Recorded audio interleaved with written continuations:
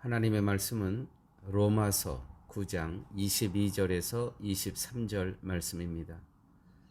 만일 하나님이 그 진노를 보이시고 그 능력을 알게 하고자 하사 멸하기로 준비된 진노의 그릇을 오래 참으심으로 관용하시고 또한 영광 받기로 예비하신 긍휼의 그릇에 대하여 그 영광의 부요함을 알게 하고자 하셨을지라도 무슨 말 하리요? 오늘 하나님께서 저희에게 주시는 말씀입니다. 인간은 원래 강팍한 인간이고 죄인입니다. 죄인으로 태어납니다. 애초에 죄인으로 태어나기 때문에 죄를 짓는 것이고 강팍한 마음을 드러내는 것입니다. 그렇기 때문에 죄에 대한 책임을 하나님에게 돌릴 수 없는 것입니다. 오늘 본문 22절, 23절 말씀은 이런 뜻입니다. 하나님께서 진노를 나타내시고 그분의 능력을 사람에게 알리시기를 원하셨으면서도 멸망받기로 되어 있는 진노의 그릇들을 인내로서 참아주셨다면 어쩌겠습니까? 우리가 지난주에 쭉 말씀을 같이 상고한 것처럼 하나님께서는 진노의 그릇과 긍휼의 그릇을 하나님께서는 토기장이기 때문에 처음부터 그렇게 만들으셨다는 것이죠. 진노의 그릇, 긍휼의 그릇. 그럼 난 왜 진노의 그릇으로 만들었느냐? 이렇게 말을 할 수가 없다는 것입니다. 그건 토기장이 대신 하나님의 마음이기 때문에 그렇습니다. 자, 그런데 오늘 말씀은 반전이 일어납니다. 하나님께서 진노의 그릇을 만드시고자 하셨는데 이 진노의 그릇들을 하나님께서 또 인내로서 참아주신다면 어쩌겠습니까? 이게 하나님의 뜻인데, 토기장의 뜻인데 이 뜻입니다. 또 하나님께서 그렇게 하신 것이 영광에 들어가도록 미리 준비하신 자비의 그릇, 긍휼의 그릇이 있지 않습니까? 예전 가운데 택한 하나님의 자녀들, 그 그릇들에게 그분의 풍성한 영광을 알게 하기 위해서였다면 어쩌겠습니까?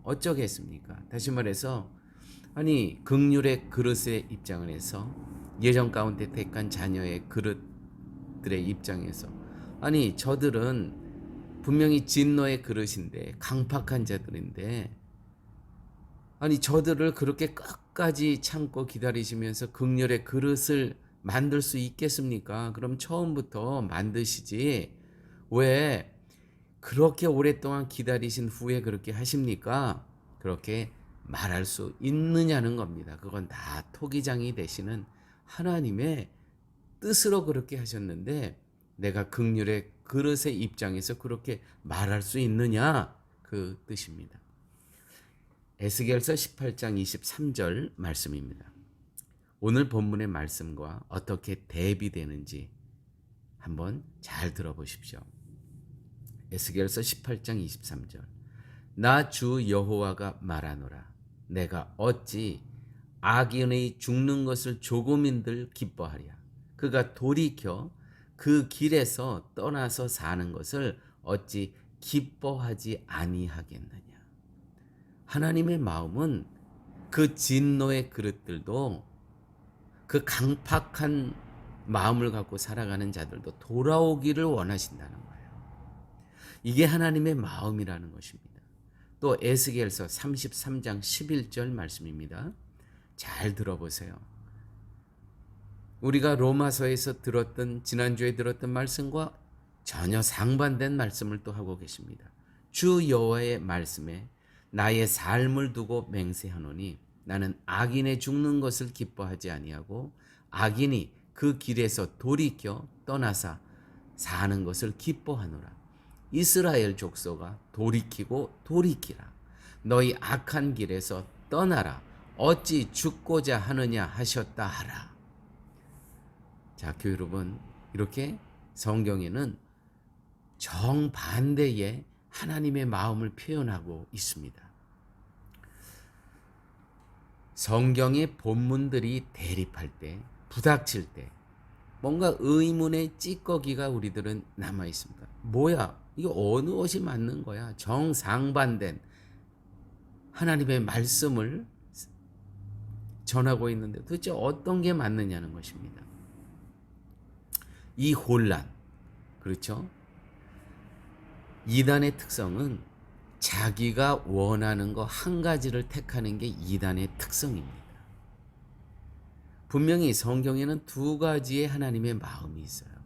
그런데 이단들은요, 자기의 마음에 맞는 것을 골라서 이것이 하나님의 마음이고 하나님의 말씀이고 하나님의 뜻이다 라고 이야기를 합니다. 그러면 나머지 하나는 버려야 되는 것이죠. 하나님의 말씀은 버릴 것이 하나도 없습니다. 이렇게 혼란이 발생했을 때 인간을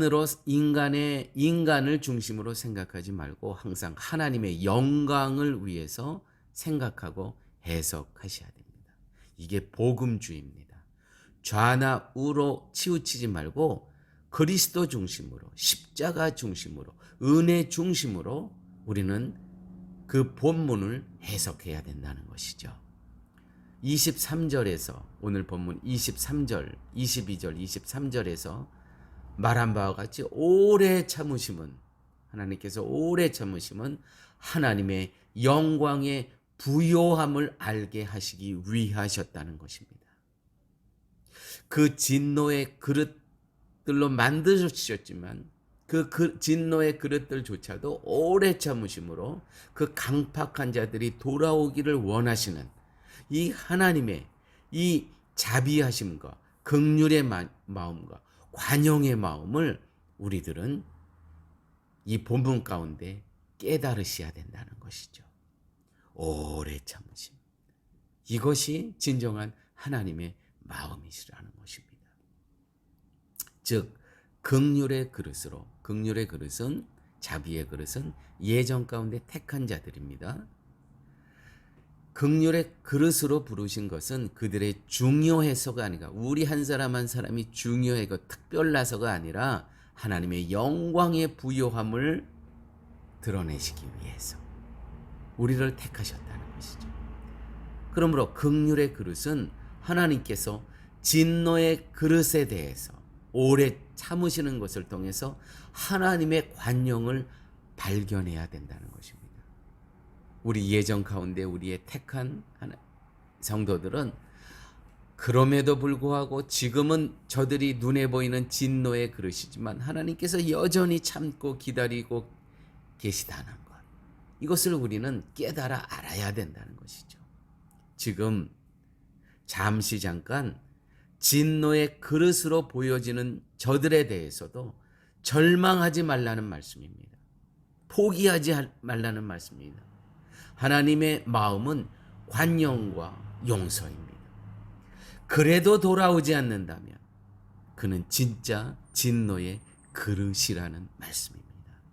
그러므로 알곡과 가라지는 분명히 있습니다. 알곡과 가라지는 마지막에 구분된다는 말씀입니다. 오늘 하나님께서 저희에게 주신 복된 말씀, 인생은 하나님의 영광과 그 부요함을 드러내시기 위해서 우리를 은혜의 그릇으로, 또한 그 진노의 그릇조차 오래 참으심으로 그가 돌아오기를 기다리는 이 하나님의 긍휼의 마음을 하나님께서 오늘 저희들에게 보여주셨습니다. 다 함께 기도하십니다. 아버지 하나님, 오늘 말씀을 통해서 이렇게 하나님의 마음을 깨닫게 하여 주심을 감사합니다. 하나님께서 포기하지 아니하시고 오래 참으심으로 그 타락한 이스라엘 백성이 돌아오기를 기다리실진데 저희들이 어찌 먼저 왜 하나님 이렇게 오래 참고 기다리시냐고 말할 수 있겠습니까? 아버지 하나님, 저희들을 또한 하나님께서 함께하여 주셔서 주님의 그 오래 참으심의 마음을 품고 살아갈 수 있는 하나님의 거룩한 긍휼의 그릇들로 하나님 삼아 주옵소서. 모든 말씀 예수님 이름으로 기도드렸습니다. 아멘.